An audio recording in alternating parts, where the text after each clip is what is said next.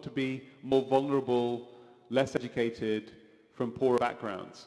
This level of misinformation on heart stents likely went all the way up to the US president, ex-US President George Bush. Because a few years ago, it was reported in the media in the States that George Bush had received a heart stent. There was no heart attack. And it was reported that apparently the previous week he'd cycled 100 miles. And there was no suggestion that he had any symptom problem that we know of. And the next thing, he goes for a routine check, has an angiogram, and then gets a stent.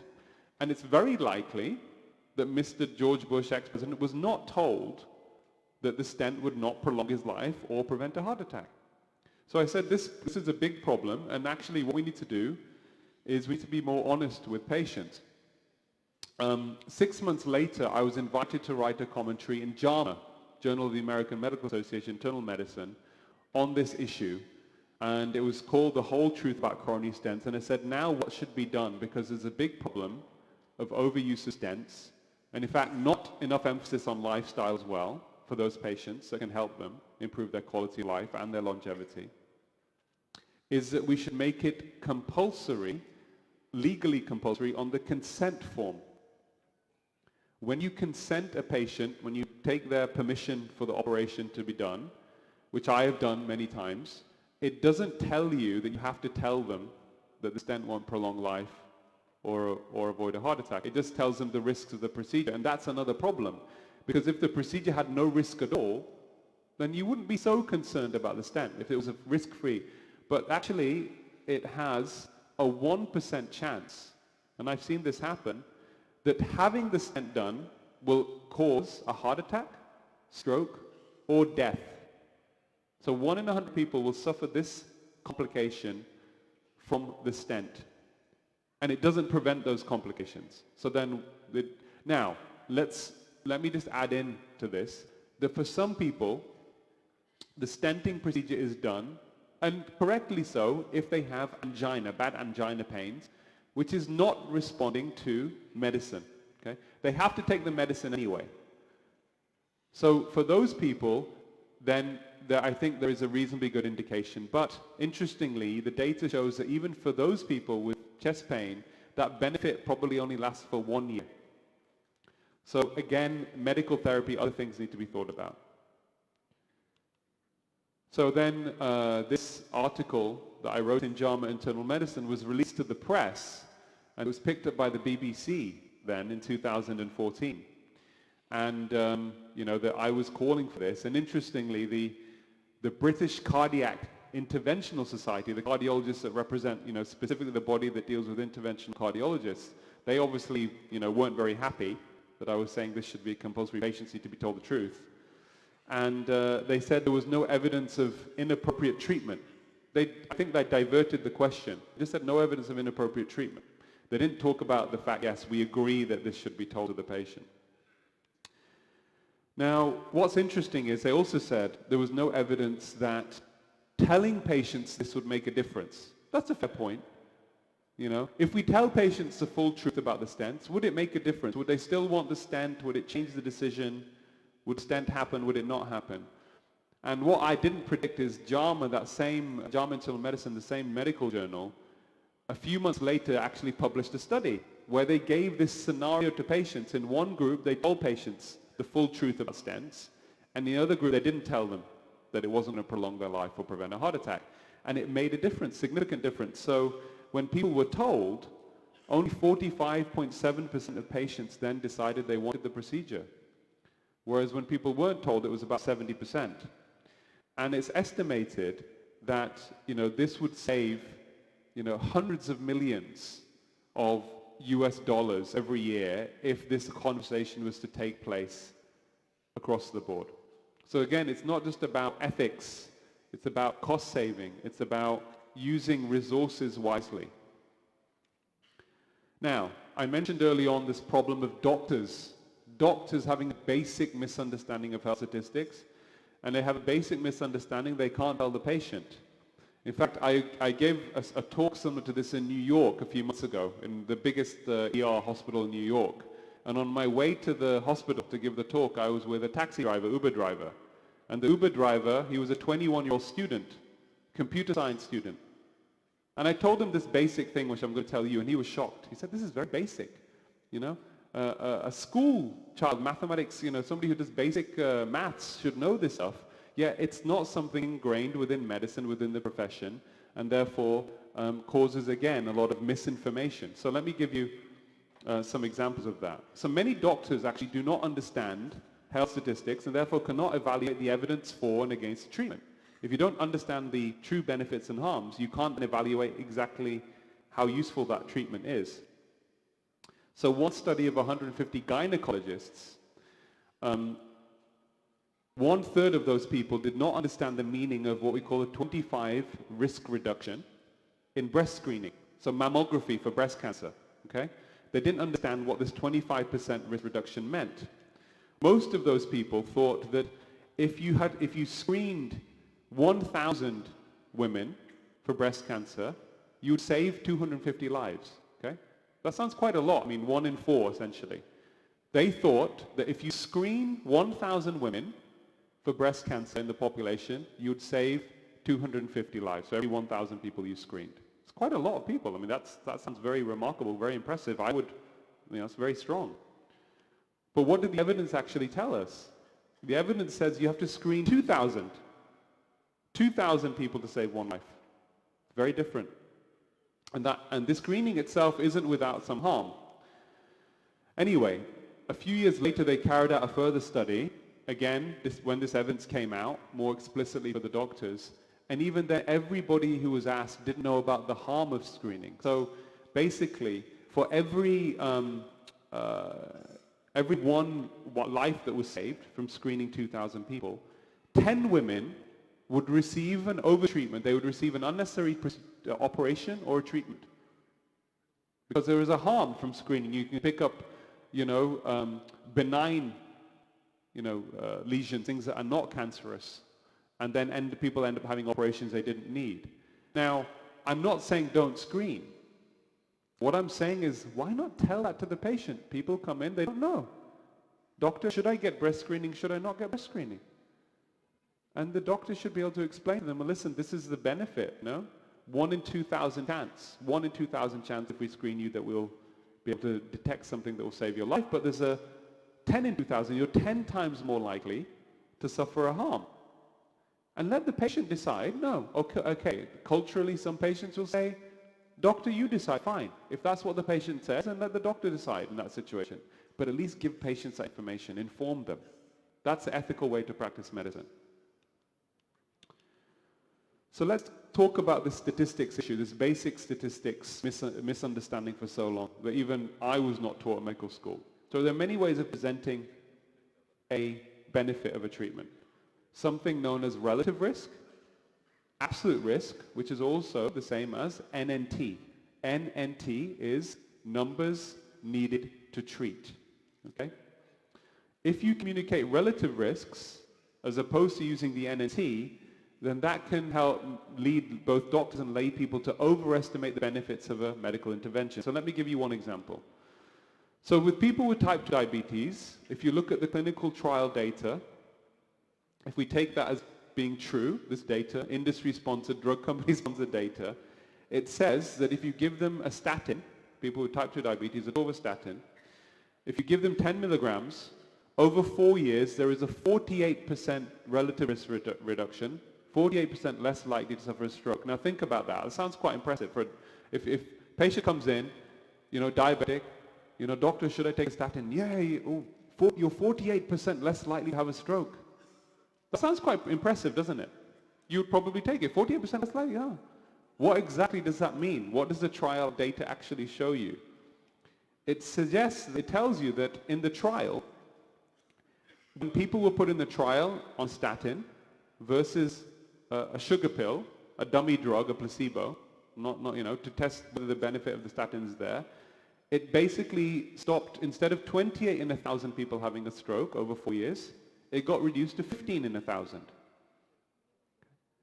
So 13 out of less people out of 1,000 who took the statin benefited.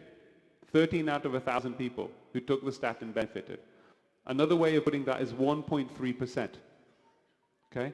How do you communicate to the patient? Very simple way. 1.3% is 1 in 77, yes? So what should be told to the patient who's a diabetic is if you take this statin religiously every day, and we haven't talked about side effects yet, I'm going to come on to side effects later. If you take the statin based upon drug company sponsored data, which again, we have to take with a big pinch of salt in terms of reliability, okay? If you take that statin every day for 4 years, there is a 1 in 77 chance it will prevent you having a stroke. That means there's a 76 out of 77 chance it's not going to do anything for you. Now, the patient may decide, I want to take the statin. That's fine. That's fine. That's ethical. But most patients probably decide they wouldn't want to take the statin.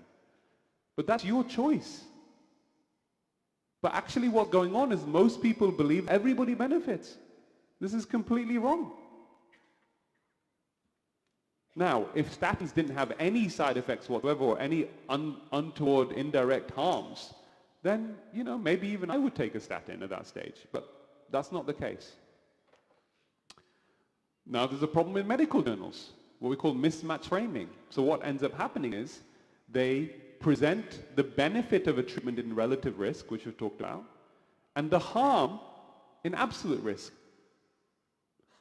So for example, if a treatment reduces the risk of developing a disease from 10 to 7 in 1,000, okay, but increases the harm of 7 to 10 in 1,000, which is exactly the same, the benefit, the reporting in the journal will say this drug resulted in a 30% relative risk reduction in stroke, but only a 0.3% absolute risk reduction in harm.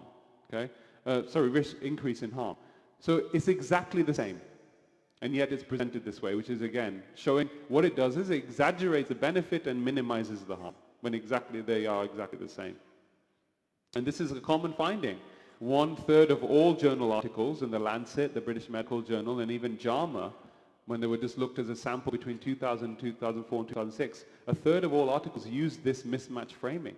Again, it's just marketing essentially by the drug companies, and it's masquerading as scientific truth.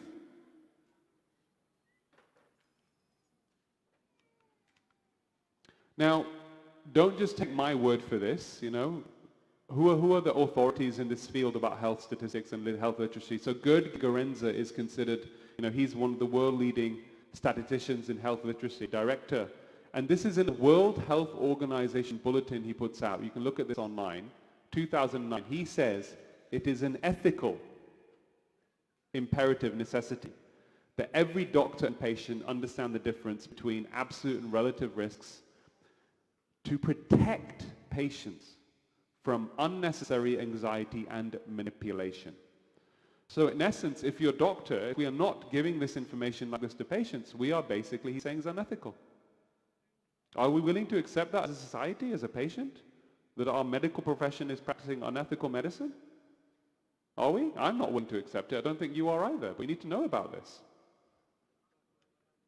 So let me give you a case study now. It gets a bit more interesting. So we'll move away a bit from the statistics because this is interesting now. So this can be any one of you guys or a patient, the doctors here that may have seen.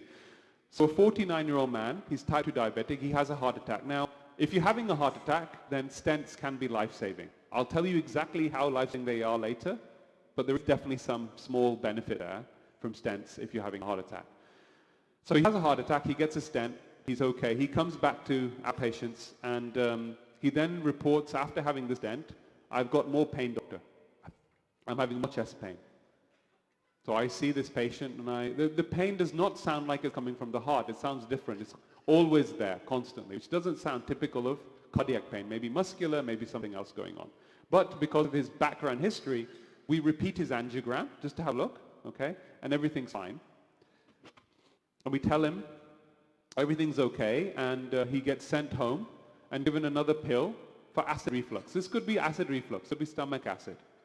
So we'll give you this pill, you take this, and hopefully things will get better, and we'll see you again in the outpatient clinic in a few months. He comes back to clinic. He comes back to clinic with his wife. I see him. is why he's depressed. He's now depressed. He said, doctor, my pain, he's an Indian man, my pain is still there. I'm having for 3 months. Wife is getting worried. He's going to depression, constant pain. Imagine this. Living every day, just pain constantly in the chest. So I looked at his drugs that he was taking. And one of the drugs, and I thought maybe this is, he was also telling he had muscle aches. I thought maybe this is a side effect of statin. He's on a statin drug. So I said, listen, let's try you off the statin. Just stop it for a few weeks. I'll write to your general practitioner. And if the pain doesn't go away, you take the statin again. If it goes away, we think about something else. I wasn't sure what was going on, but I thought, let me try the statin. Now, he's given an appointment for 3 months later, okay? We write the appointment 3 months later. 1 week later, he comes uninvited, without an appointment, to the hospital. I'm doing the clinic, and he knocks on the door, and he comes in, and he says, he's very happy. He's very happy. He says, thank you, doctor. After months of misery and pain, my pain is gone after stopping the statin. But now I'm worried because my doctor said you must never stop your statin or you could die. Now, can anybody here guess? Let's see. There's a bit of audience participation now, right? Can anybody here guess what the risk of him dying is from stopping a statin? Statin is a cholesterol-lowering drug used for treatment of heart disease. I'm sure most people know about this drug. What do you think? He's had a heart attack, okay? What do you think his risk of dying is from stopping the statin for 2 weeks? Any guesses? Somebody said 1 in 83? Somebody said 0? Okay. Any other takers? 1 in 16? 1 in 1600, okay. It's actually close to 0. It's about, if you look at the statistics at face value properly, it depends how long after the heart attack it is. If it's within the first 4 months of having a heart attack, there's no risk of death at all, 0. The benefits only start a little bit later on. If it's later on, it's about 1 in 10,000. It's essentially close to 0. But how many doctors, will tell you this? Stop your statin, you could die. We've all got to die at some point. But what are the chances? Very, very small. Okay? So this is, again, misinformation. Doctor is misinformed. Doctor thinks they're doing the right thing. But this is fear-based. It's not actually looking at the data, the science. Okay, let's talk about cholesterol now. So again, for a long time, for many years, we have been told that, or certainly the cholesterol has been the most important risk factor, or considered to be the most important thing we can do to prevent heart disease, okay? And I'm not here to say that cholesterol is not involved in heart disease, it is, but the actual, our approach to managing cholesterol is wrong, it's caused harm. And if you look at the original data from Framingham, so this is where we looked at population in Framingham in the United States, followed up 5,000 people over several decades, where we picked risk factors of people who are going to develop disease, high blood pressure, cholesterol, smoking, etc. When you look at the original data in Framingham, unless your cholesterol was very high, it was not predictive of who was going to get heart disease and who wasn't. And in fact, this is written by the co-director of Framingham, published in Atherosclerosis in 1996. Let's talk about LDL. LDL is considered bad cholesterol, right? Low density lipoprotein cholesterol is considered the bad cholesterol. Unless it was above 7.8, he wrote, it is virtually useless at predicting who's going to get heart disease or not. Now, how many people here have an LDL above 7.8? Most of these people are people who have a genetic abnormality with something called familial hyperlipidemia. But the overwhelming majority of the population, more than 95%, maybe more than 99% of the population, do not have LDL anywhere near that high. Yet we're bringing the LDL down. Question is why? If you look at the association, it's only if it's above 7.8. And actually, when you look at the data in totality, the better predictor is your total cholesterol divided by HDL, the good cholesterol. That's what is used in our risk score calculations, not LDL cholesterol. That is across all age groups, across both male and female. Now, when we think about heart disease, it's important to put things in perspective, okay? Because it's about a hierarchy. Not everything is the same. Some things are more important, more predictive than others in terms of what is the number one, what should we be focusing more on than anything else. And this study done in diabetes care looked at the different risk factors, and they actually found that if you're going to prevent heart attacks in young adults aged between 20 to 30, then the most important thing that people can do is to target insulin resistance. So it said if you prevent insulin resistance, which is basically the body becoming resistant to the hormone insulin over time, which is what is a precursor of type 2 diabetes, that would prevent 42% of heart attacks. The next most important risk factor was high blood pressure, which is a big problem in India and across the world at the moment. Then it was having a low HDL cholesterol. Then it was body mass index. LDL is near the bottom, 16%. So LDL, and that too probably in people with very high LDLs. So LDL is much lower down. Insulin resistance is the most number one risk factor. But we haven't got any drugs that target insulin resistance. There's no market for the message of insulin resistance, even if it's the most important risk factor. And that's why most people don't know about it. But guess what? What is the best dietary approach to target insulin resistance? Low carb. Low carb diet is the best way to tackle insulin resistance. Because this is carbohydrates, especially starchy carbohydrates, have the biggest impact on glucose and insulin. Of all the different macronutrients we consume, fat, protein, it comes from starchy carbohydrates. So that again is information that most people don't know because there's no market. Who is going to profit from that message? Which company profits from that message?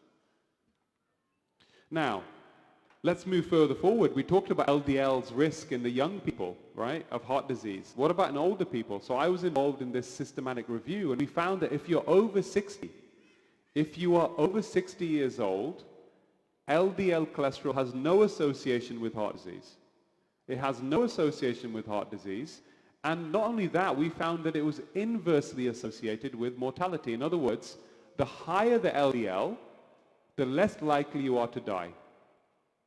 The higher your LDL, if you're over 60, the less likely you are to die.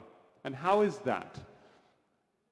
Cholesterol has many vital functions in the body. Without cholesterol, we would die. It's produced by the liver. It has a lot of functions. It's involved in hormone synthesis, vitamin D metabolism, precursor. But it also has a role in the immune system. And elderly patients, certainly in the Western world, are quite vulnerable to infections, pneumonias, gastrointestinal infections. So elderly people are more vulnerable to infections, and it seems that it may be that this is protective. But certainly there is no association with heart disease. And I've had patients come to me. I remember seeing a 65-year-old woman in my outpatient clinic in the National Health Service in the UK who came in and she was looking scared. She came in scared. She came into my cardiology clinic and she says, "Doctor, I'm very worried. My GP has done my cholesterol and I've been told it's high." I said, "Congratulations." I said, "Congratulations, you're going to live longer." And I explained it to her and she was very happy and she left the consultation room and I wrote to the GP and explained this. Now, statins, the most prescribed drug in the history of medicine, prescribed for well over 2 decades. And in 2013, Dr. John Abramson from Harvard and colleagues wrote a review of the data that was already published, drug company sponsored data, just reanalyzing the same data, looking what was published, to see, do statins benefit people who do not have heart disease? Because that's most of the prescriptions, 75% of people who are taking statins around the world, and we think about 100 million people probably are taking statin drugs. Most of those people fall into this category. They don't have heart disease and they're prescribed a statin. Do these people have any benefit? Do they live any longer? And what they found is there's no prolongation of life. You're not going to live 1 day longer from taking a statin.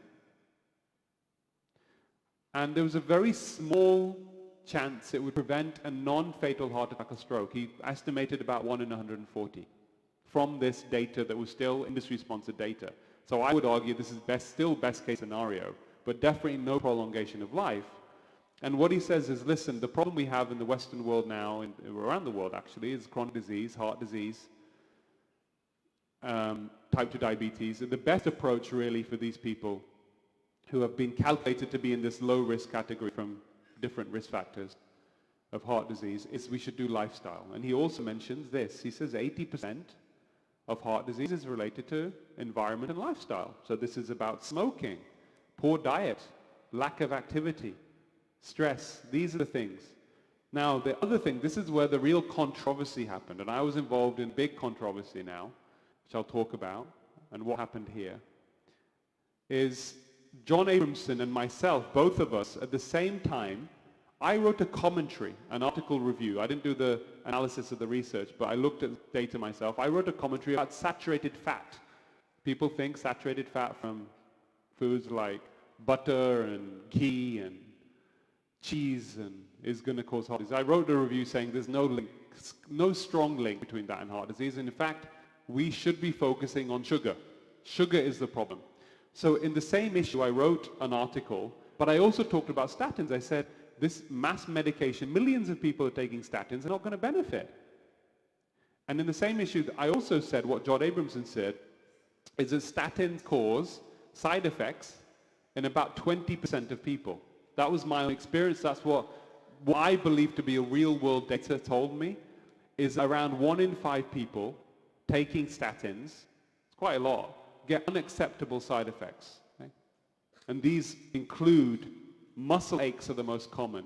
Lethargy, feeling tired, muscle aches, but even for men, erectile dysfunction, memory disturbance. These are the list, stomach complaints. And I was seeing a lot of patients I had seen as a cardiologist. I've treated probably well over 10,000 people in my career. And I was seeing more patients coming in, and it was side effects of statins was an issue.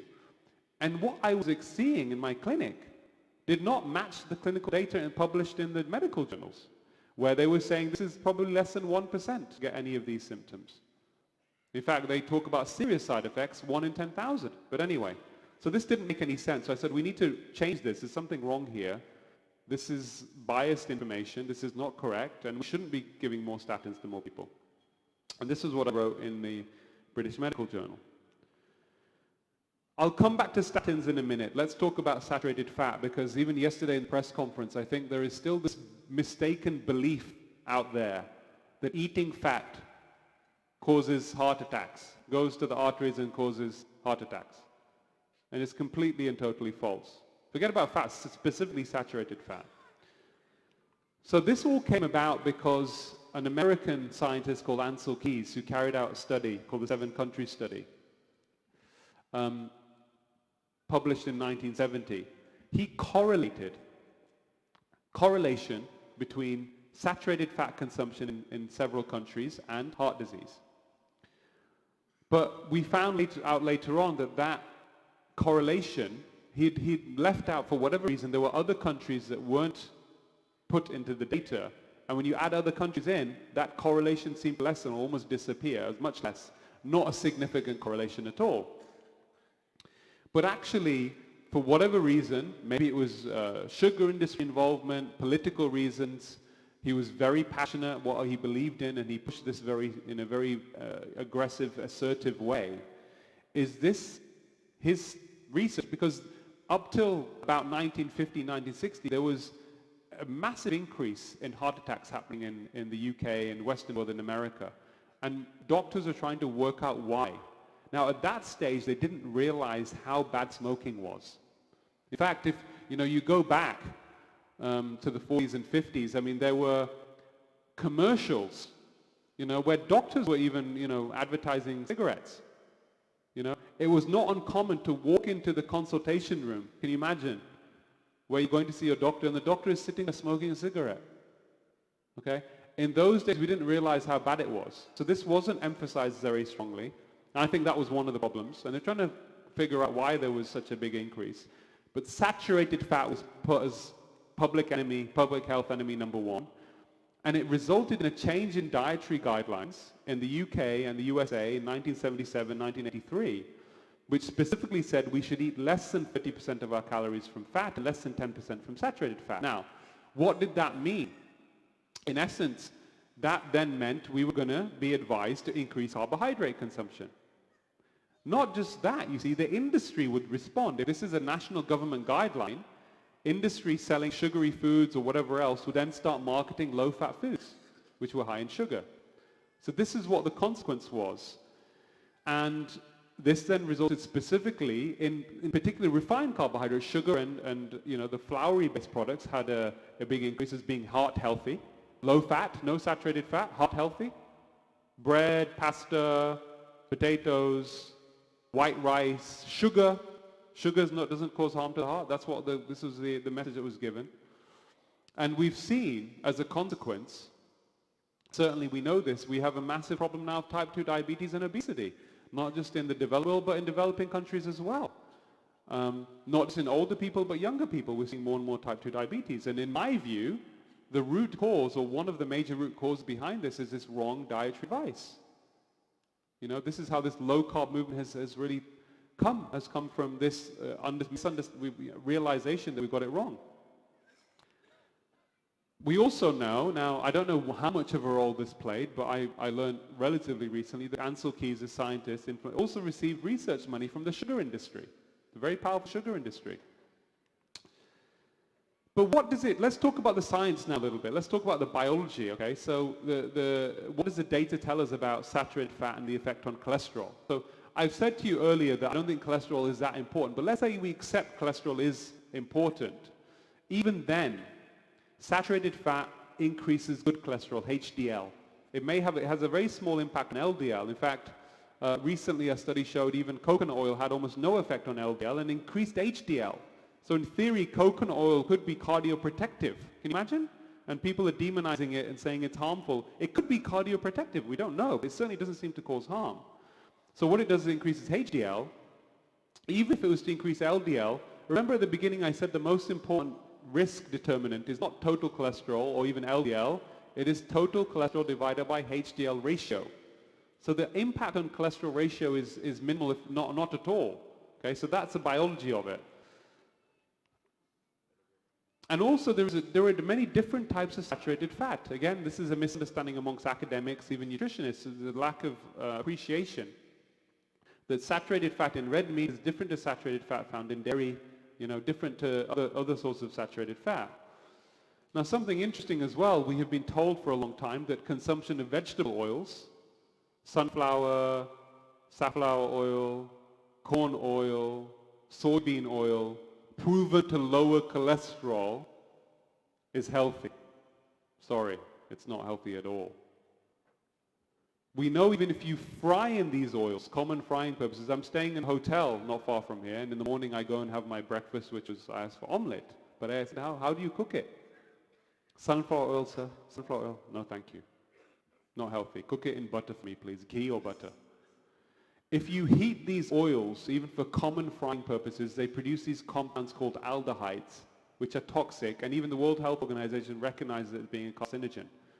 There is a scientist in the UK, a neuroscientist, who believes that one of the major causes of increase in dementia, people developing dementia, is through the consumption of these oils, and they're rife across the Indian subcontinent.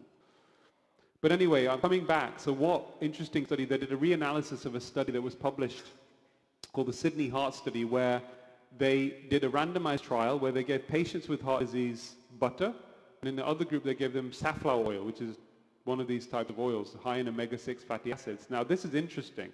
In the patients who had heart disease who took the safflower oil margarine, they had a 13% reduction in cholesterol. So think about this. At the end of the trial, the ones in the safflower oil group had less cholesterol reduced by 13%. Sounds impressive, but they had more death. So the group that had the cholesterol lowered had more death. And it's thought that it's because this is a pro-inflammatory oil, pro-inflammatory product. Because inflammation is the issue. Heart disease is a chronic inflammatory condition, and it probably or certainly seems to be linked to the fact that it was pro-inflammatory. Another interesting reanalysis of the research published by Cambridge Medical Research Council actually looked at consumption of different fats across the world, and were very interesting. They found that these polyunsaturated fats and oil, there seemed to be no benefit in reduction of heart disease. But one interesting finding is they found that a particular saturated fat, called margaric acid, which you find in dairy and butter, the consumption of that seemed to be associated with less heart disease. Now, I've said to you before, association doesn't mean that it's a cause, but it's an interesting finding, and certainly doesn't seem harmful. That dairy potentially could be protective. So really, I think what's important is we should think about foods rather than focus on this fat, saturated fat. We should think about whole foods. What foods are people eating? How is that part of a healthy diet? What kind of nutrition are you getting from it? What does the data tell us? Is there some benefits? That's what we should be thinking about. And the problem is, a lot of low-fat foods that have been marketed, and still now, I'm sure even in India, are loaded with sugar. So what happens is people are buying, because the food industry are not there to look after your health. They're there to sell food. They will promote things to mislead people to buy these products. Because most people buy a product on the way that it's marketed, not the actual nutritional content. So many low-fat foods actually have been loaded with sugar. Low-fat yogurts, for example. Some of them in the UK, they had 7 teaspoons of sugar. And people are buying them because they think it's healthy. How misleading is that? It'll have the opposite effect on your health. So imagine a scenario, you're going there, you want to buy something, it looks healthy, low fat, low cholesterol, and it's causing you harm. And you are buying it with the intention to do good to your health. This is unacceptable. So let's come back to the statin controversy. So Professor Sir Rory Collins, who is the co-director of the Clinical Trial Service Unit in Oxford, a very eminent professor, he had been involved in a lot of the original statin trials, and his department, his organization, his group, they have commercial agreements with the drug industry that they cannot release the raw data on statins, so that can be reanalyzed. In these trials, what happened to individual patients? There are lots of information on individual patients that we need access to, and they basically have those agreements. So when this publication happened in the British Medical Journal, it became widely publicized. In fact, I was on, it got press released, talking about saturated fat. I was on Fox News, CNN, it was main BBC News headline saying cardiologist says saturated fat is a myth. But also, some of the other news reporting suggested about the statin side effects. So a few months later, he actually was not happy. He said the side effects are very uncommon, and he was worried that people who have high risk of heart disease or have heart disease will stop statins unnecessarily because of the media scare stories, and this would result in people dying. And he actually said in The Guardian, and he called for retraction. He said this article should be retracted. Both of them, John Abramson's and mine, we said 20%. He said they should be retracted. And he wrote to the editor of the British Medical Journal, Fiona Godley, and she said, no, we're not going to retract them, but we will publish your critique, and that we can then judge from there. He refused for some reason not to write a critique. Most academics would jump at the opportunity. Somebody said something I disagree with, and you were giving you a full page to write your critique in the medical journal. He didn't want to do that. He said, retract. He said, we can't do that. So then he went to the Guardian newspaper, or the Guardian went to him, I don't know. And this is what, it's important to remember what he said. This is a chap who's the leading researcher, if you like, on statins. And he said, there are only 1 or 2 well-documented side effects. Myopathy, which is, or muscle weakness, occurred in 1 in 10,000 people. So listen to this for a second. We're talking about 1 in 5 people having unacceptable side effects. He's saying 1 in 10,000. There's a big difference, right? That's what he said. The controversy then continued because this didn't make any sense. Our national guideline board in the UK, NICE, the health watchdog, came out with guidelines for doctors despite the evidence showing, and he didn't disagree with the lack of mortality benefit. He did not, Professor Collins did not disagree that patients at low risk of heart disease would not live longer. Okay? He didn't disagree with that, but he said the side effects are exaggerated. But despite that, our national guideline body came out with new guidance saying that actually we should be giving statins. Doctors should prescribe statins to people who are low risk of heart disease, healthy people. They came out with guidance. And what that would also mean is doctors would be financially incentivized, because there's a system in the UK that's being changed now, but you have targets. Doctors have targets. You have to get so many people on statins, so many people on blood pressure drugs who come into certain categories. They'll be, again, unethical. It takes away the patient preference because most people do not get benefit. So this was going on, and myself and a number of colleagues, including the Queen of England, former physician, Sir Richard Thompson, wrote a letter to NICE, and we began press releases. We got hold of journalists and said, listen, this is really, a lot of leading doctors are going to oppose this. We don't think this is a good idea. And we said there was a lot of problems. We said the guidance of this panel of experts, who are the authorities telling doctors what to do, most of them had financial ties, either institutional, personal financial ties to the drug companies who make statins. This is not independent. We said that it will not help people in the population. Millions more people who take statins. There's not going to be a reduction in death rates. We said more GP appointments, more stress on the system. We also know statins cause type 2 diabetes. That's now accepted, that 1 in 50 to maybe 1 in 100 from taking a statin will get type 2 diabetes just from the statin. So that's also now, we found out after 30 years, this is what it does. So we said this is not a good idea. It will cause overall harm to population and public health. But despite that, you know, it did have an effect. NICE then, the guideline health watchdog, withdrew its recommendation for this low-risk people. But then what happened, 2016, the Lancet Medical Journal with Professor Rory Collins then published another review. They said, okay, we're going to look at the data again about the side effects. So they published another review. These are the same people who hold onto the data of commercial agreements whose institute has taken over £268 million in funding from the drug company manufacturing statins, who are telling us to take more statins. They said, oh, the side effects are not. We've looked at the data again. There isn't much on the side effects. Looking at the same data which we think is biased to say the same thing. Okay? So they published a review in the Lancet and said, listen, let's put this to bed now. We want no more debates about statins, no more discussion. It's a great drug. Everybody, most people should be taking it safely, not a problem. So they published this review, and that became a big news story. But this is very interesting. What happened next was very interesting. I think you couldn't make it up, what I'm about to tell you. The Sunday Times newspaper, about a week later, did an investigation. And they found out that Professor Collins, who said that side effects were rare, he then said in his review maybe 1 in 51% of this muscle ache symptoms. He is a co-inventor of a test. He has a patent on a test that tells you whether you're likely to get muscle pain from statins. The test, which was branded Statin Smart, was being sold in the United States for $99 each, directly to the public, on a website that says 29% of people taking statins will suffer muscle pain, weakness, or cramps. And the marketing material also said that 58% of patients on statins stopped them within a year because of muscle pain. Can you imagine? Why are the patients stopping their statins if their side effects are rare? It doesn't make sense. But this is also bizarre. Professor Collins, who said side effects are rare, had invented a test. There's a blood test that tests for a gene that tells you, 1 in 4 people have this gene, that whether you're likely to get muscle pain from statins. And it was being marketed saying 29% of all people get side effects. And it says that royalties in the investigation, it said royalties from this patent, from licensing of this patent, can be used to fund university research. Professor Collins had said this was misleading. So they'd asked him for his view on this, and he said this was misleading that they were doing this.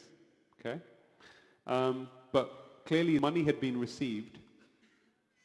But what was interesting is the Boston Heart Diagnostics, the device company that was selling the product on behalf of, and giving the royalties to Professor Collins and his department, they said they stood by its claims. And they said that a US task force on statin safety said randomized controlled trials, such as those used in the Lancet study led by Professor Collins, had major limitations because patients with statin intolerance were often excluded. So what often happens in a trial, drug trial, is they start, in the first several weeks, they put people on the statin, and people who are non-compliant, they say, basically get side effects, are taken out before the trial starts. In one trial, the heart protection study, 36% of patients who were originally enrolled were removed before the trial started. So think about that. You're now getting information on a selected group of people who didn't get side effects, and then reporting in those people saying side effects were less. So that helps explain to some degree why there's a discrepancy. The Sunday Times then did a Freedom of Information request to Oxford University. Did you receive any money from the sale? Because it's a bit strange, you know, he'd launched a public campaign, side effects were rare. Did you receive any money from the sale of this test, saying 29% of people get side effects? And if so, how much? And they did. So this is a Freedom of Information request that the Sunday Times journalist, chief reporter, was happy for me to share with you, that he asked. It's not been reported on the mainstream media, but basically they received, his department received over £369,000, the university, and he himself and his department, 120, he waived personal fees, but his department where he works, where he's a co-director, received £126,000 on the sale of this device.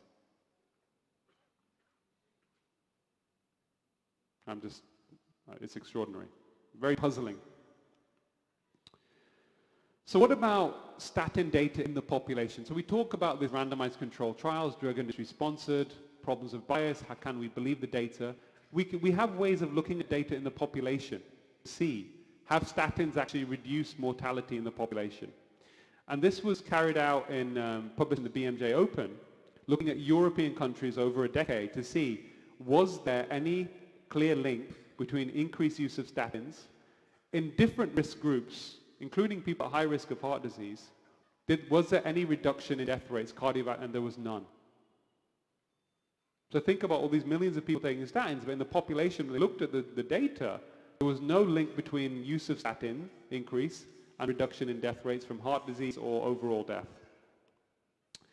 Now, let me give you another way of presenting the statistics. We've said that in people at low risk of heart disease, okay, there's no life years, there's no gain in terms of lifespan from taking a statin, yes?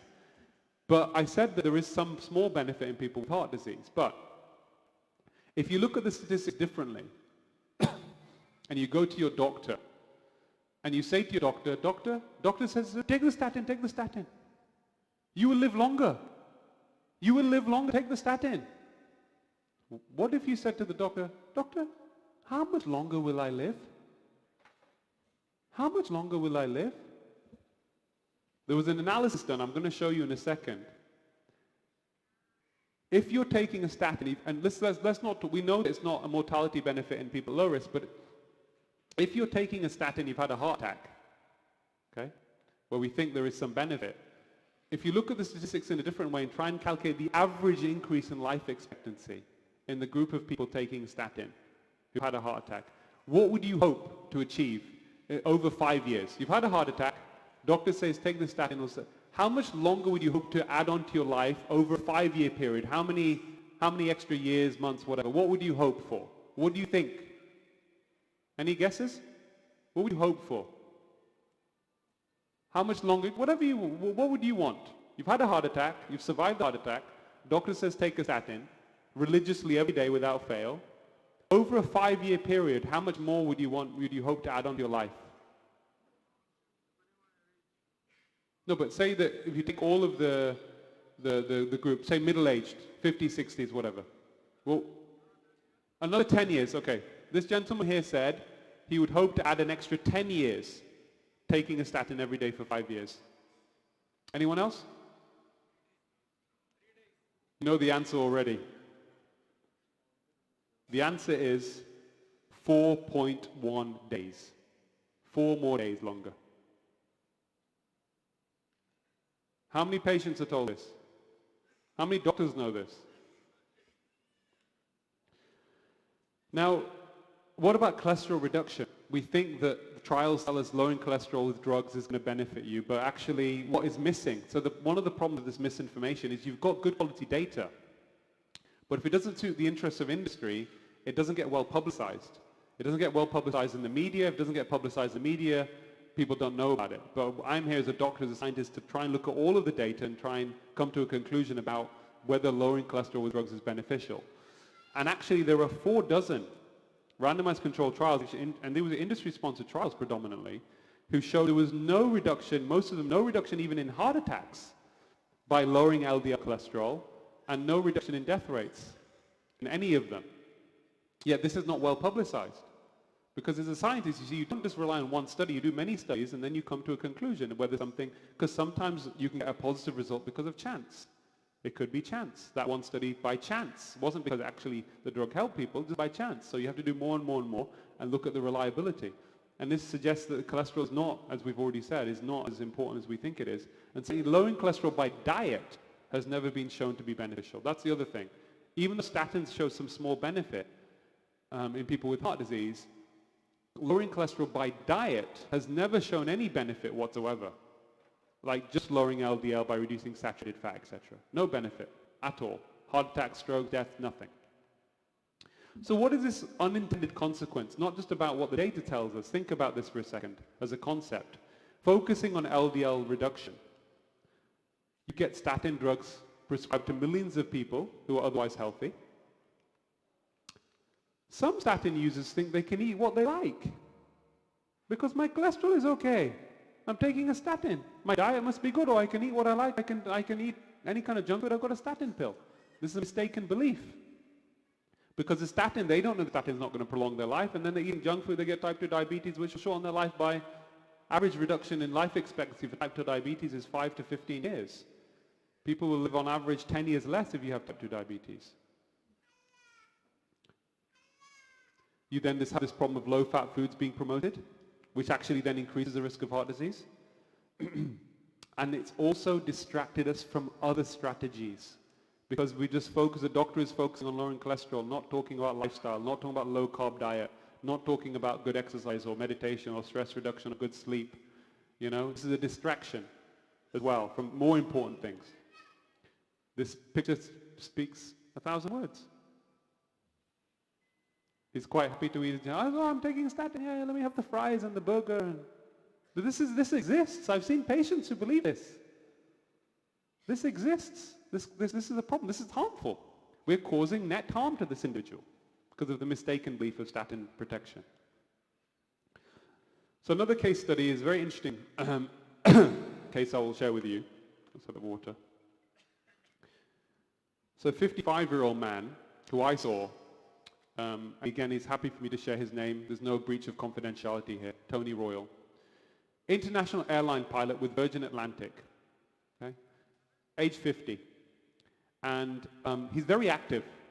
Exercises a lot. We're doing triathlons. I mean, really active guy, but not watching what he's eating. Low fat, high carb diet, sugar. Not the worst diet, but still not great. And he basically gets a routine check, September 2014. He's overweight, his BMI is 28, waist circumference is 38 inches. And his total cholesterol is 6.4, and his ratio is 5.3. The higher the ratio, the higher the risk, okay? He gets assessed, and he's given a 12.86% chance that he's going to have, he could suffer a heart attack or stroke in the next 10 years. We know that if it's less than 20%, he's not going to live any longer from taking statin. But then, sadly, in December 2014, luckily not while he was flying a jet in one country or when he came back, he got a bit of chest pain. He went to his doctor and got evaluated. And he actually had a small heart attack. And he had a small heart attack, and one of his vessels was completely blocked. So they opened it up with a stent. That's fine.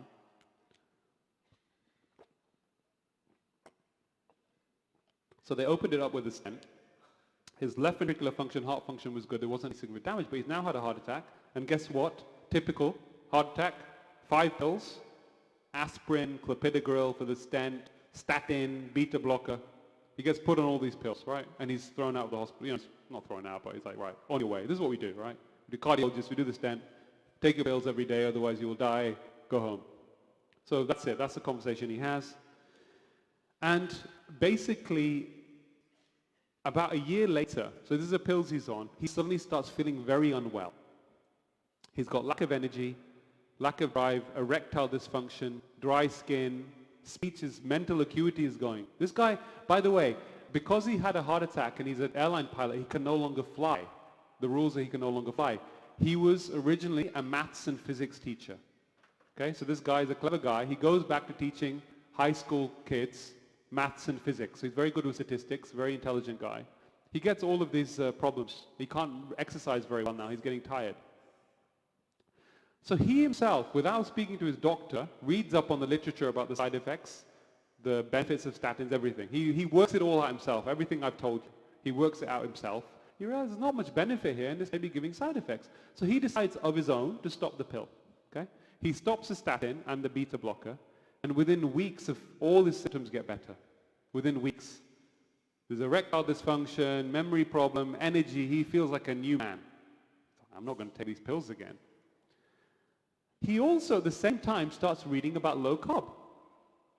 He starts reading about low carb and ketogenic diet. And he thinks, okay, listen, I'm going to change my lifestyle. Let's see what happens. So he basically cuts out sugar, cakes, biscuits, juice, starchy carbs, increases non-starchy vegetables, oily fish, eggs, full-fat dairy, nuts, berries. He changes his diet completely. Within 3 months, he's lost 3 stones in weight. So that's about 15, 16 kilograms. He's lost in weight in 3 months. And he's not increased his exercise. In fact, he's reduced it. His waist circumference has come down. His cholesterol's gone up. His total cholesterol's gone up, but the ratio is better. Remember, the ratio above was 5.3 in the previous one. It's now 4.4. So his cholesterol profile has got better. Now, this is also quite interesting for me. He then comes to see me privately. Okay? He's read about my work, what I've been doing. He comes to see me because he trusts me that I'm going to give him the information correctly. He wants to see, am I doing the right thing here? By the way, I've got to tell you something else interesting. In this period of time, he stops all his pills. He stops his aspirin. I'm not saying you should do that, but he made an informed decision. He stops all his pills. He's had a heart attack. He's not taking aspirin, statin, beta blocker. He stopped everything. And he feels in the best shape of his life. His blood markers are excellent. And he comes to me to have a discussion. What should I be doing? Is this okay? He wants reassurance because obviously you're going to have a bit of doubt whether it's the right thing. I say, listen, maybe you should go back on a low-dose statin. You will not get side effects. You might have a benefit. Take aspirin as well.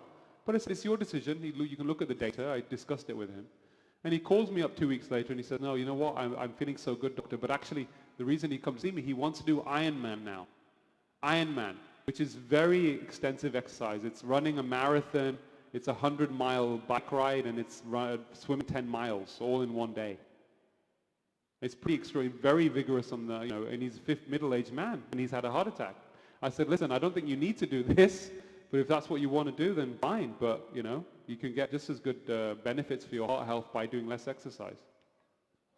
Anyway, I wrote about this in a medical journal. I thought it was a very interesting case.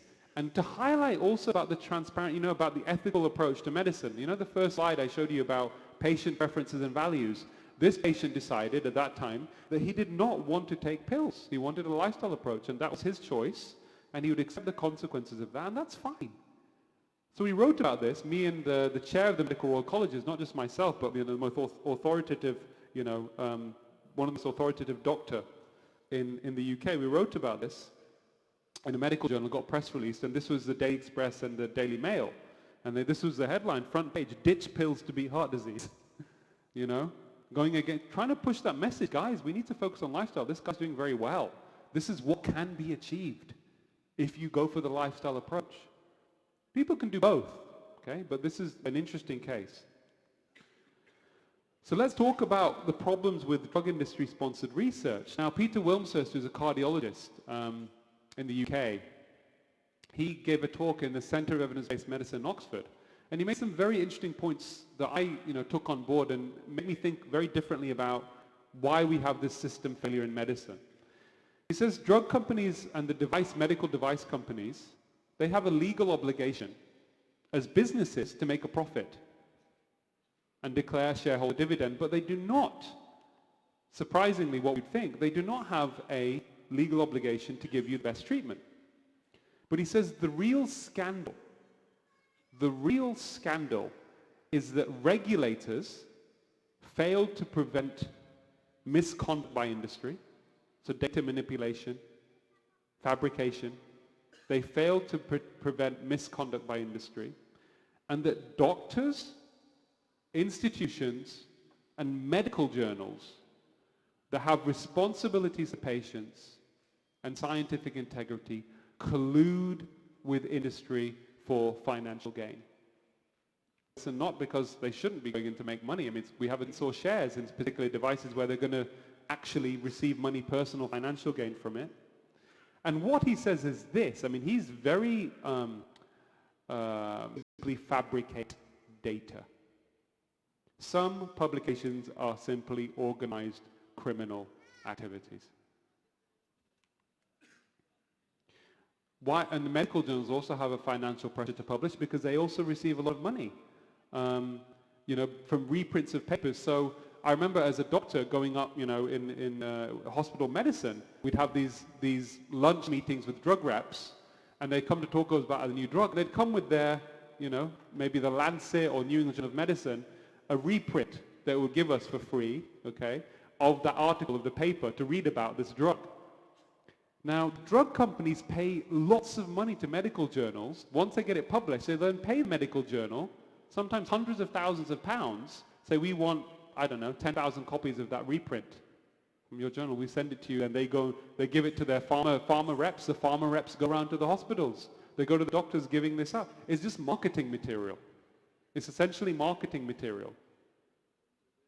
So this is again a problem. It's a system problem. The journals and why are the journals publishing it? There is money to be made. Also, the journals like publicity as well. So to protect their reputations, academic institutions conceal research misconduct, destroy evidence, and silence whistleblowers. So one of the problems is in the department, if you have people who are aware that this is wrong, why are we fabricating data? They will do what they can to silence those people. They don't survive very long. Richard Smith, former editor of the BMJ, wrote in an article that he was giving a talk to academics from different places, and he asked the audience of professors, how many of you in your career have been aware of someone in your department committing research misconduct? 1/3 to a half of the audience put their hand up. He then said, how many of you reported it? Everybody put their hand down.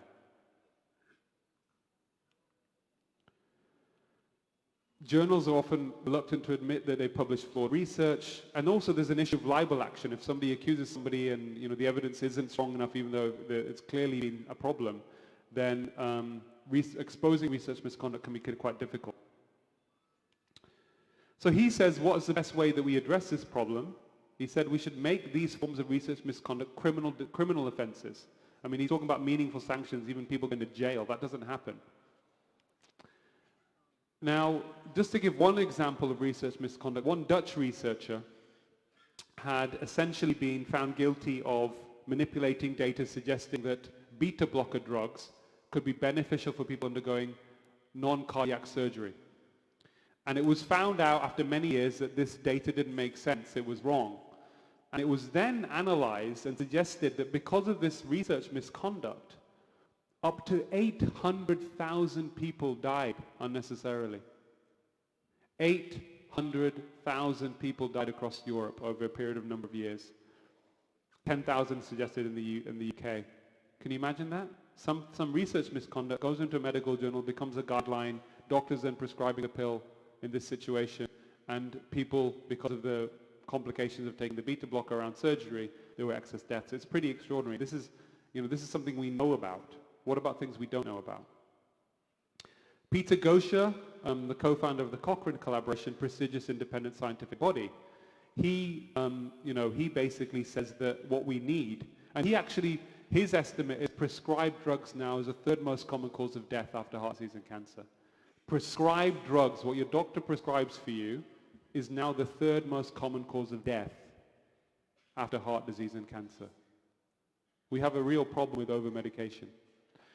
And he says again that what we need to do, that we need to find, these drug companies need to be fined so much that they risk going bankrupt. So he published something revealing that most of the top 10 drug companies across the world in the last 10, 15 years have been found guilty of corporate crime.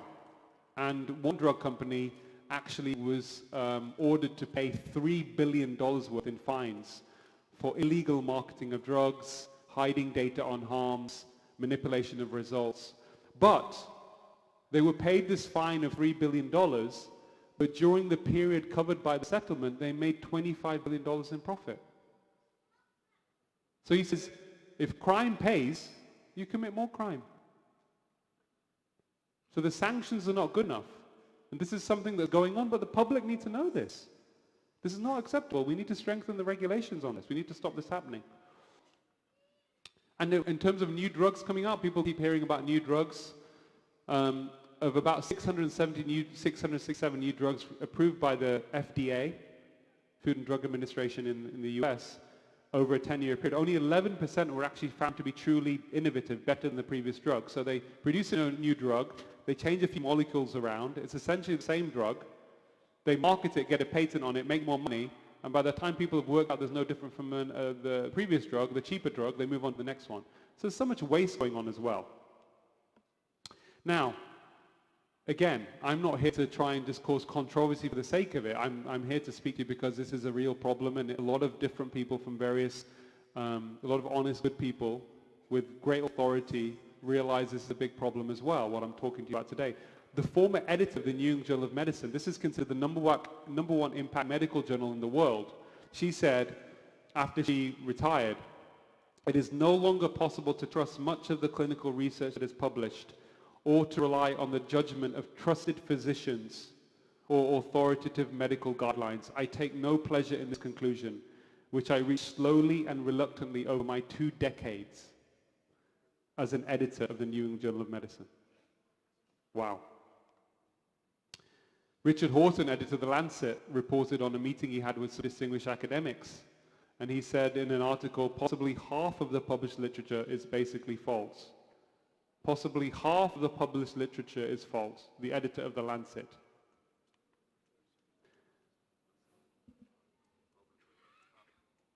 With it?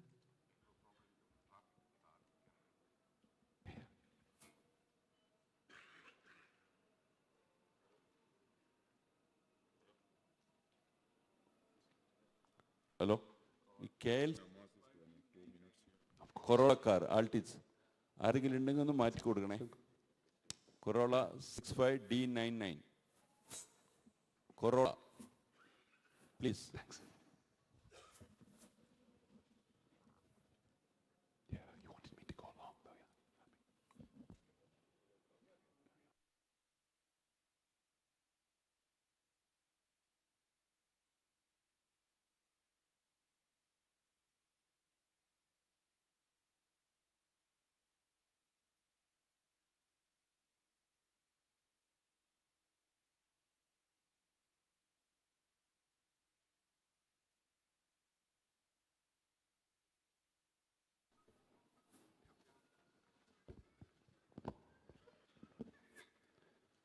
Okay, so I'll carry on. Okay, right. Let's talk about obesity. Let's move on to the lifestyle. Let's talk about sugar. Okay, some of you have probably been waiting for this. A journalist asked me yesterday about why I got involved in all of this. Where does this come from? Again, my motivation is working this several years. There was more and more people coming in with obesity-related problems, chronic conditions, more unhappiness, more stress on the system, more difficult to manage. We have a National Health Service in the UK. Everybody has access to healthcare, and it's free, which I believe is a great thing. And I would see more and more pressure on the system. And I myself went into a kind of investigate what was going on. This is about 10 years ago as a junior doctor. You know, why have we got this obesity problem? What's going on? What can we do to stop it? And this is really the problem now in the UK. 2/3, so 60% of the adult population are overweight or obese, and 1 in 3 children by the age of 11 are overweight or obese. You know, it's costing a lot of money, billions of pounds. Now, if you think about, and I think in India this is also true to some extent, is the root cause of the problem is really the food environment. We have moved away from traditional diets in many ways, and we're eating a lot of ultra-processed food that comes in packets, okay? High sugar, high carbohydrate, palatable, addictive foods. Everywhere you go in the UK, you cannot avoid this, you know, whether it's going to the petrol station, whether it's on the street, high street, even health clubs and gyms are selling this sort of sugary snacks, sugary drinks. But for me, the real scandal was even our hospitals had become a branding opportunity for the junk food industry. You know, how does this make sense? We're supposed to be promoting good health and we're selling junk food in the hospital grounds. Doesn't make any sense. You might as well be selling cigarettes as well to patients in the hospital. You might as well have cigarettes. Why not? It's nonsense. And if we're going to really tackle this problem, then we need to really concentrate on the socio-economic environment, but also changing the food environment to make it the default choice healthier. And that's what happened with tobacco. We got tobacco consumption down in the Western world because of regulations, taxing cigarettes, making them more expensive, banning tobacco advertising. We apply the same principles to food. That will then reduce the availability, the affordability, and the acceptability of these junk foods, which people haven't really, I think, caught on enough on in India as how damaging they are. So I'll just move on. Sugar. I mean, I've been known as quite a prominent campaigner in the UK, really highlighting the harms of too much sugar consumption, which is, has become a major issue in the last 10 to 15 years. And John Yudkin, I talked about Ansel Keys. At the time Professor Ansel Keys was saying saturated fat was the problem, the cause of heart disease, John Yudkin, a British physician, he said that it was sugar that was the problem. We need to really reduce our sugar consumption. That is what's driving heart disease. But John Yudkin didn't have the power that Ansel Keys had. He didn't have the financial backing. He didn't have the political prowess. And unfortunately, you know, he died an unhappy man. His warnings were not taken seriously. The sugar industry launched a PR campaign to say sugar is healthy. And they didn't like what he had to say. They tried to stop his work. They interfered with his research and his publication. And he was really hung out to dry. And he writes about this in his book, Pure, White and Deadly, in 1972. And they also funded Ansel Keys, who proposed that saturated fat was the primary cause. And the food industry very successfully, with their PR, successfully discredited the case against sugar, and Yudkin died in 1995. And his warnings were no longer taken seriously until this man comes along. Sorry. Professor Robert Lustig. So he's a pediatrician in America. He's become a very good friend of mine. And he gives a talk in San Francisco, University of California, San Francisco, which on YouTube has now reached 8 million. When I did the slide years ago, it was 4.8. It's now 8 million views. And then we had studies showing there was a very good link between sugar consumption and obesity. Again, it's the most common cause of, it's in fact one of the only substances we ingest that's directly toxic to tooth enamel. And in the UK, it's, you know, chronic pain in children. They're not overweight. They have a normal BMI, but it's the belly fat. That's the problem, the insulin resistance. And that metabolic syndrome definition is if you have any three of these five: increased waist circumference, increased blood triglycerides, low HDL cholesterol, high blood pressure, and impaired glucose tolerance. This issue that develops around the misinformation. Because targeting obesity, they say, is about calories. It's about how much you consume in calories. Beating obesity, they say, Coca-Cola, will take action by all of us based upon one simple common sense fact.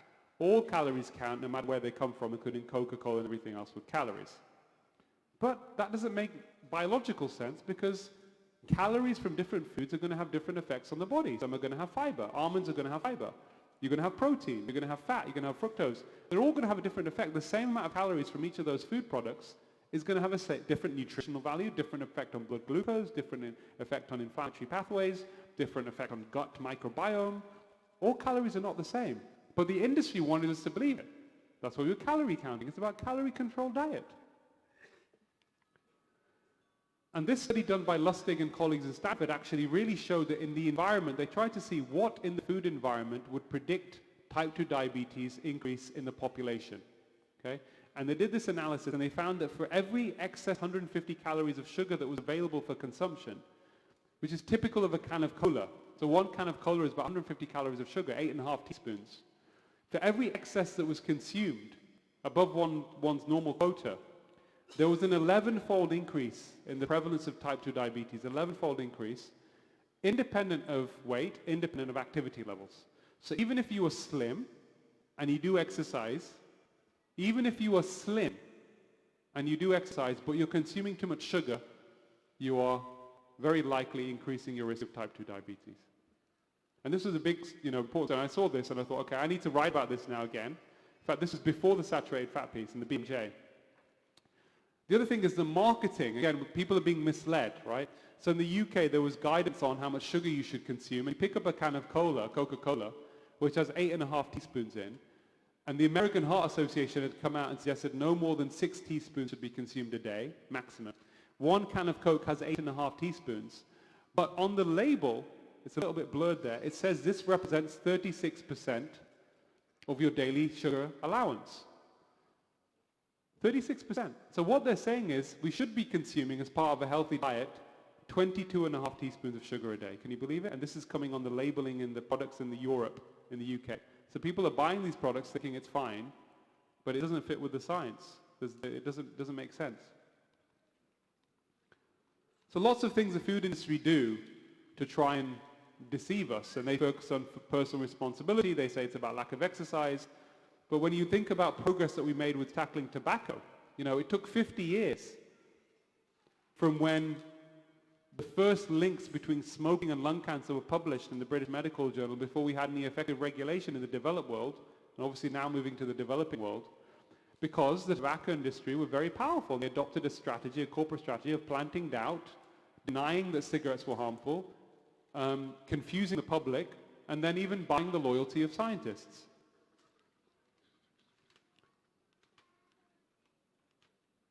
And the extent of that denial even goes to 1994.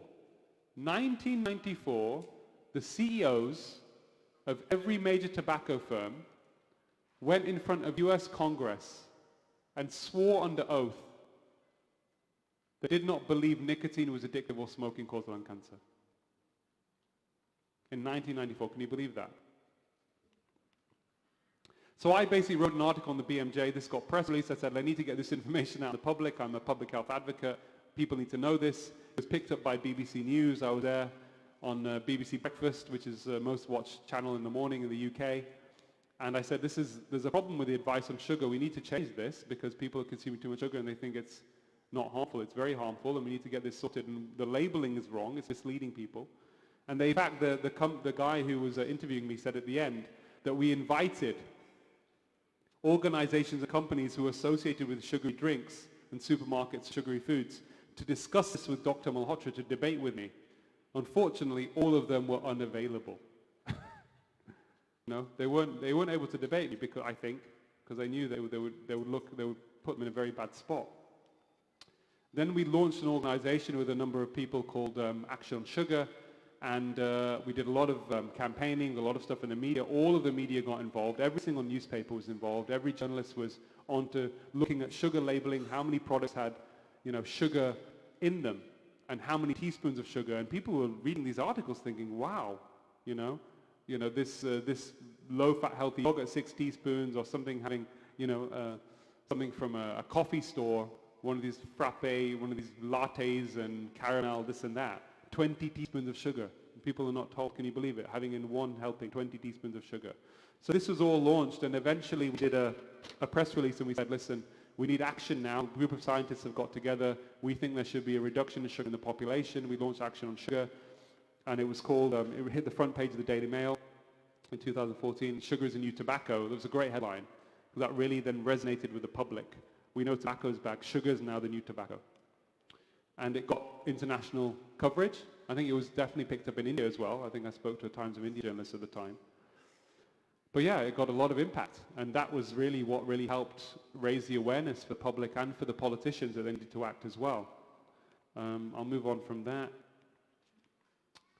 So the major issue now is that our consumption of ultra-processed food is dominating the diet.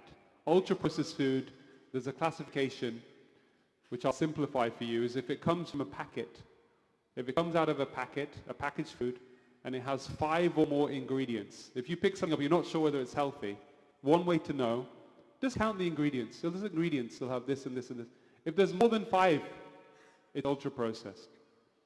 It should be eaten rarely or as a treat or something once a week on the weekend.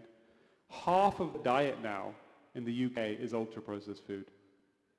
Meals coming out of a package, ready meals, reheating stuff. Potato chips, crisps, candy bars, whatever, all of this stuff. Ultra-processed food, half of the diet. Now, if you break that down, what is in the ultra-processed food, most of it is not fat. Only 2% is coming from fat. Most of it, I think I calculated 77% is coming from sugar and starch.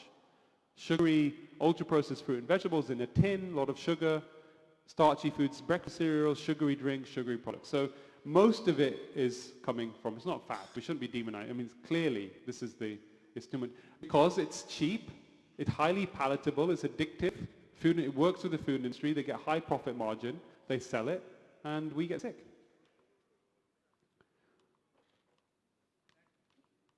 Let me move on. And there's even an environmental problem also with the drug company in terms of the waste that, that gets into the water supply is now causing a big problem from all the drugs we're consuming that's now being excreted into the water supply, then comes back in, it's causing problems. A lot of fish are dying because of this issue of too many drugs.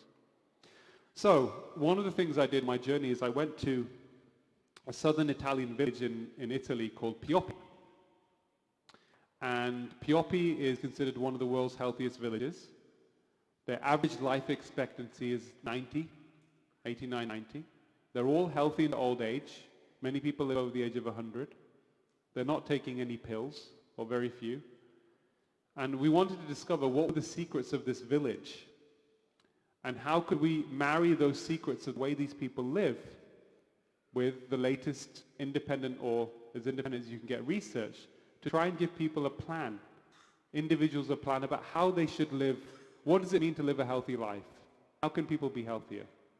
So I went with the chap on the far left there, Donal O'Neill. He's a former international athlete, and he was my co-author on the book, The Pioppi Diet. And we also did a film called The Big Fat Fix, and he co-produced that with me.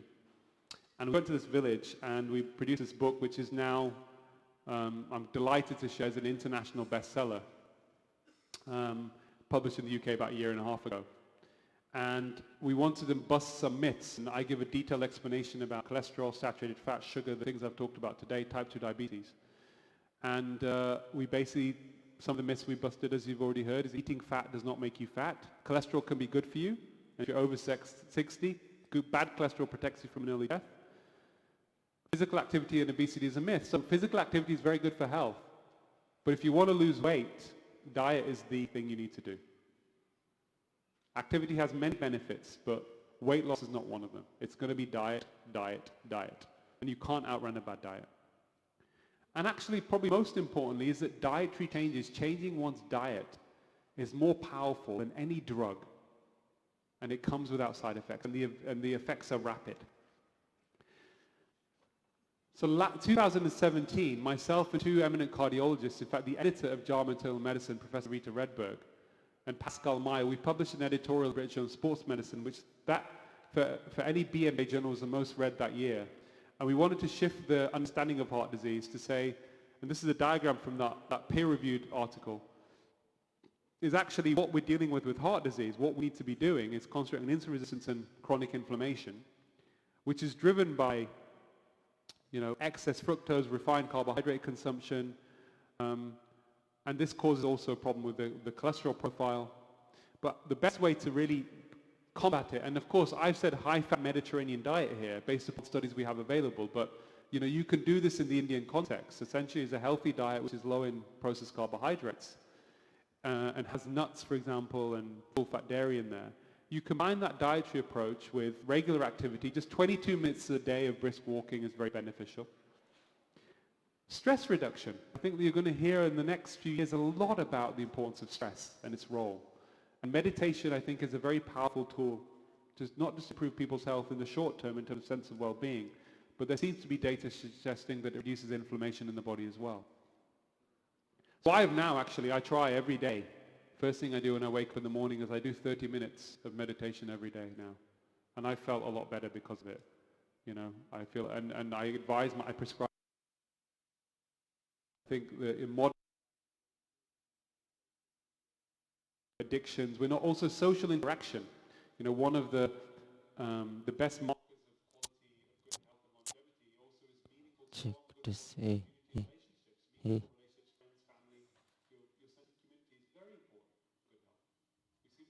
About a lot of that, you know. It's protective. Having people around us, people we care for, people who care for us, is protective. So we have to think about that. And smoking cessation clearly is still, although in the Western world it's reduced dramatically, I think in India it's still a big problem. Smoking is still a big, big problem.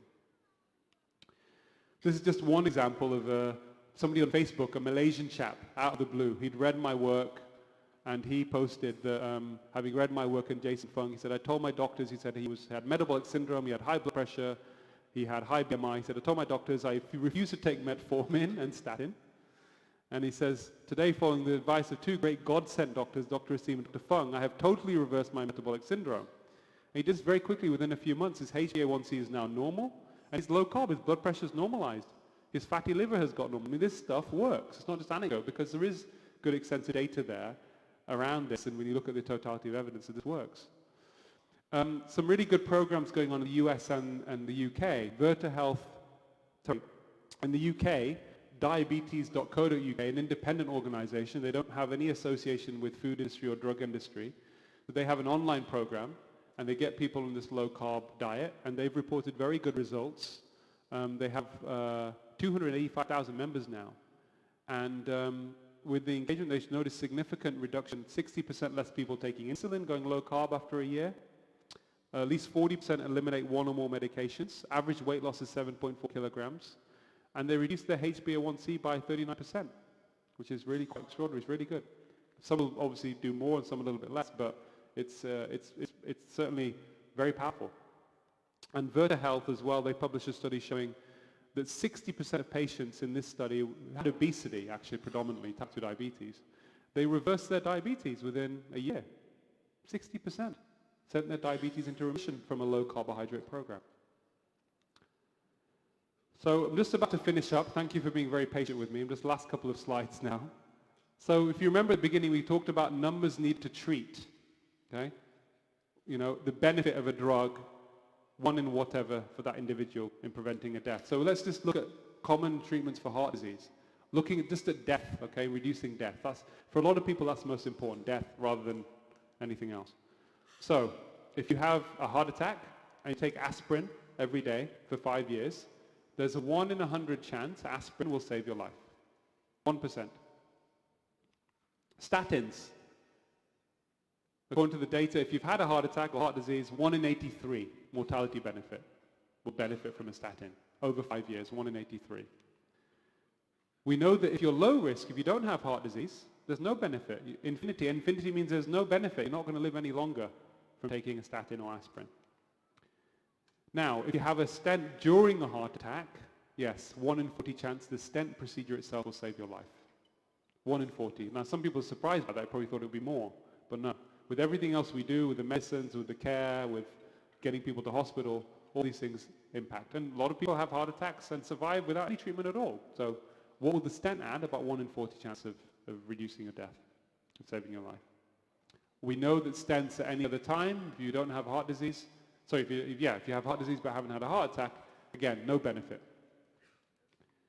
But, sorry, we're giving it away. The most powerful intervention we have, based upon randomized controlled trial data, after a heart attack, the most powerful intervention from the trials that are there, that have been conducted, the research we have, Mediterranean diet. Almost 3 times more powerful than taking a statin and comes without side effects.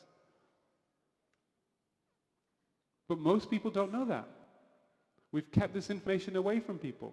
And if we keep this information away, people are not empowered to make choices that are going to be best for them. And really, we need to change that now in healthcare. And if we change that, we have more transparency, we'll be able to help more people, we'll have much more quality healthcare, we'll have more ethical care, more sustainable care. I'll finish with a quote from Christian Barnard, who says that basically he was the world's, he pioneered heart transplantation, did the world's first heart transplant, South African surgeon. And he said, I've saved the lives of 150 people with heart transplantations. If I'd focused on preventative medicine earlier, I would have saved 150 million. It turns out that lifestyle is that medicine. Thank you very much.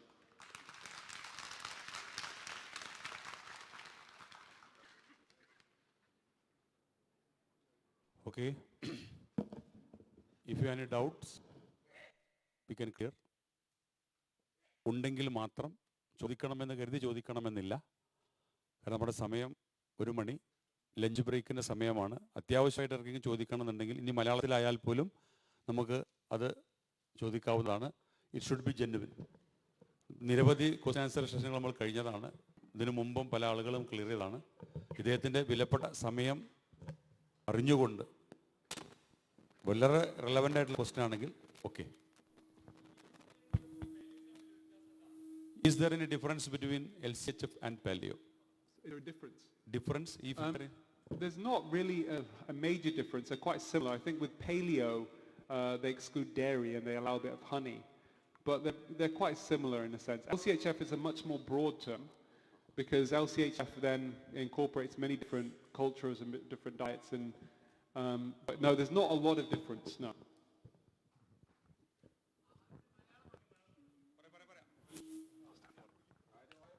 തന്നെ അറിയണം. മറ്റേതൊന്നും strict ആണ് keto diet എന്ന് പറയുമ്പോൾ. മറ്റേ paleo എന്ന് പറയുമ്പോൾ ചെറിയ variations ഒക്കെ ഉണ്ട്. പാലിയോനെ പറ്റി വിശദമായിട്ട് നമ്മളെ ഉച്ചയ്ക്ക് ശേഷം നമ്മളെ ശങ്കർജി സംസാരിക്കുന്നതാണ്. LCHF കുറിച്ചാണ് ഇപ്പോൾ പറഞ്ഞിട്ടുള്ളത്. ഞാനൊരു ഹാർട്ട് പേഷ്യൻ്റ് ആണ്. എനിക്ക് ആൻജിയോപ്ലാസ്റ്റി കഴിഞ്ഞതാണ്. പക്ഷേ എനിക്ക് അതുകൊണ്ട് ഒരു ബെനിഫിറ്റും ഉണ്ടായിട്ടില്ല. ഇപ്പോൾ ഞാൻ മരുന്ന് കഴിക്കുന്നുണ്ട്, സ്റ്റാറ്റിൻ വെച്ചുള്ള ബാക്കി മരുന്ന് കഴിക്കുന്നുണ്ട്. ഇത് കണ്ടിന്യൂ ചെയ്യണോ അല്ലാതെ വേറെ വല്ല ട്രീറ്റ്മെൻറ്റ് ചെയ്യണോ? ഞാൻ പിന്നെ ഇത് ഡയറ്റിൽ സ്ട്രിക്റ്റ് ആണ്. ഒന്നുകൂടി എന്താണ് എക്സാക്ട് എന്താണ്? എക്സാക്ട് എനിക്കൊരു ബ്ലോക്ക് ഉണ്ടായിരുന്നു. അതൊരു ആൻജിയോപ്ലാസ്റ്റി കഴിഞ്ഞതാണ്. അതുകൊണ്ട് എനിക്കൊരു ബെനിഫിറ്റും തോന്നിയില്ല. ഞാനിപ്പോൾ ഡയറ്റ് തുടങ്ങിയതുകൊണ്ട് എനിക്ക് കുറച്ച് ബെനിഫിറ്റ് ഉണ്ട്. പക്ഷേ ഞാൻ മരുന്ന് സ്റ്റാറ്റിൻ വെച്ചുള്ള ബാക്കി 2 കോൺകോറും ക്ലോപ്പിലെറ്റും ആസ്പിരിനും കഴിച്ചുകൊണ്ടിരിക്കുന്നുണ്ട്. അത് ഞാൻ എന്താ കണ്ടിന്യൂ ചെയ്യണം. എനിക്കതുകൊണ്ട് വലിയ ഗുണം തോന്നുന്നില്ല. എങ്കിലും ഈ ഡയറ്റ് കൊണ്ടാണ് കുറച്ച് മെച്ചമുണ്ടായത്.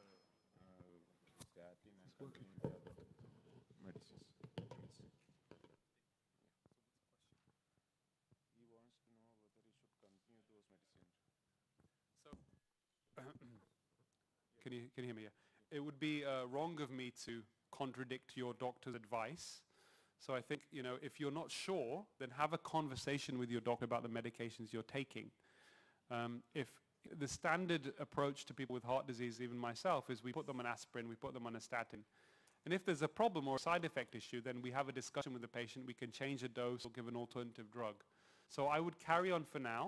But if you've got any questions with your doctor, you need to make sure that he explains it to you rather than just stopping. I wouldn't encourage people just to stop their pills unnecessarily without talking to their doctor. That wouldn't be the right thing to do because we could cause harm unnecessarily and people don't fully know. I mean, the case I showed of Tony Royal was quite unusual and he was very informed and empowered himself. But I think, yeah, you should talk to your doctor. ഇതൊരു consultation അല്ല കേട്ടോ. അപ്പോൾ അങ്ങനത്തെ questions ചോദിക്കണ്ട. Please don't put him on the spot. This is not a Yeah, also, because I'm not your doctor, I can't give you individual advice. It would be unethical for me to comment on your individual case, but I can discuss general points.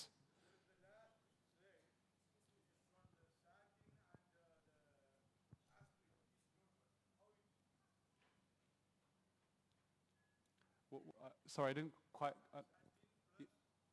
yeah. Yeah, no, so... No, so I'm just...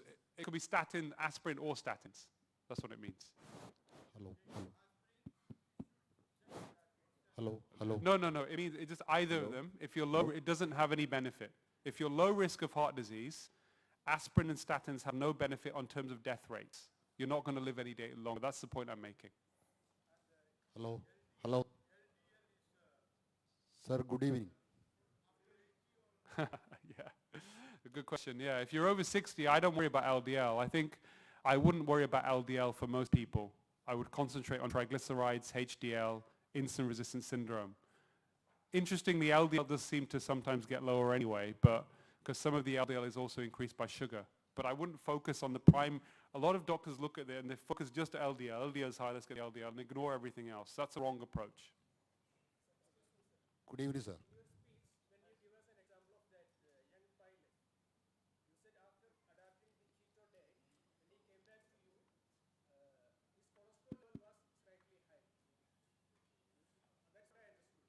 His total cholesterol went high, but his ratio got better. Remember I said what's the predictor? Even if you look in America and UK, they have risk calculators. They calculate heart disease risk. They don't use total cholesterol. They do total cholesterol divided by HDL, the good cholesterol. That was, his total cholesterol gone up, but the HDL had gone up even more, so the ratio was better. What about the LDLs? But you know, people usually say that those who are adapting the Lchf diet, Yeah. cholesterol level never come normal. It will be slightly. Yeah, it's a good question. So a lot of people, their profile gets better, but some people are hyper responders, and their cholesterol does go very high. I've seen a few patients like that. There is a study showing that we don't think there's any problem there, because even at heart disease, you look at establishment of heart disease, the biggest predictor is triglycerides and HDL. But it's a difficult one. The honest answer is in these patients, in those patients that have an LDL that goes up, and it's a small minority, we don't know whether it's going to cause harm. We don't really know.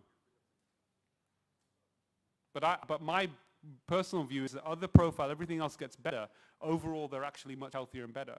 And if those people, if there is a bit of concern and those people can try a low-dose statin, I mean, I think the thing about statins is the side effects seem to be much less likely when you're on a lower dose, but a lot of doctors are prescribing the highest dose, and that's also a problem. Yeah. Good evening, sir. Yeah, it's part of the cholesterol profile, yeah. I mean, if triglycerides are high, then your total cholesterol can go up. Total cholesterol എന്ന് പറഞ്ഞാൽ LDL, HDL, VLDL മൂന്ന് കൂടി കൂടിയതാണ്. Often they don't. VLDL എന്ന് പറഞ്ഞാൽ 20% of triglycerides. One of the problems is often in the reports they don't put the triglycerides in. So if you're getting a cholesterol profile done, you should definitely ask for triglycerides. It has to be independently looked at. Yeah, it's not correlated with total cholesterol. Yes. Good evening, sir. Sir, LCHF മരുന്ന് കമ്പനികൾ വെറുതെ ഇരിക്കുമോ? എന്താണ് കരുതൽ?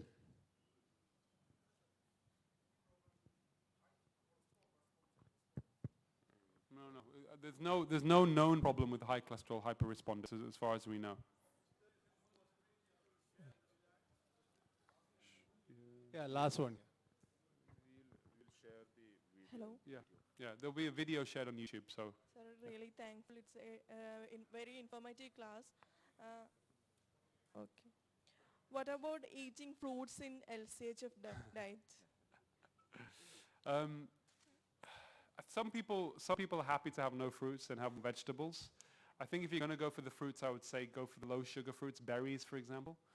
It also depends on how active you are. If you're quite active, you can probably get away and still have, by having a little bit of fruit and being low carb. And it also depends where you are, where you're starting from, etc. I personally, I mean, I practice what I preach. I follow, a relatively low carb diet. I'm not ketogenic, but I'm low carb. But I'm also quite active.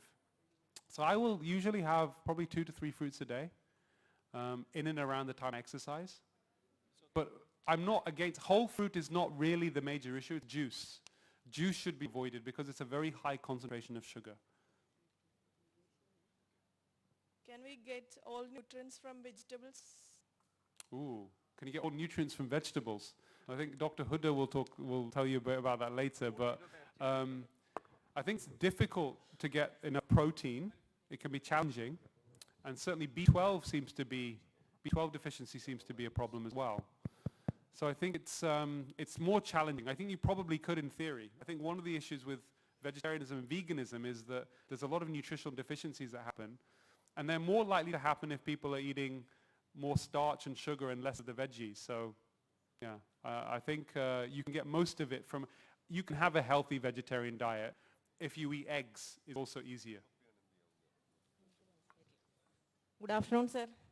Sir, there is a misconception among people that we can have as much fatty food we can have. So what will happen if we consume more than what is recommended in the diet? Fat? Yeah, the advice we give normally, I mean, most people are sensible. I mean, if you overdose on anything, it's going to cause you a problem. If you proactively overdose on something, it's going to cause you a problem. But 99.9% of people don't do that. I mean, they follow the plan about eating till you're full, get your nutrients, get your balance right. So I haven't seen any harm as such. But in theory, yes, it could be harmful. Yes, in theory. But in the practical terms, it doesn't happen. So actually, sir, excuse me. My name is Farzin. Actually, I'm asking for that if you are doing long-term LCHF, is there any problem for pancreas? Means making insulin, because information means normal information also need this insulin. That's why we are talking about it like this.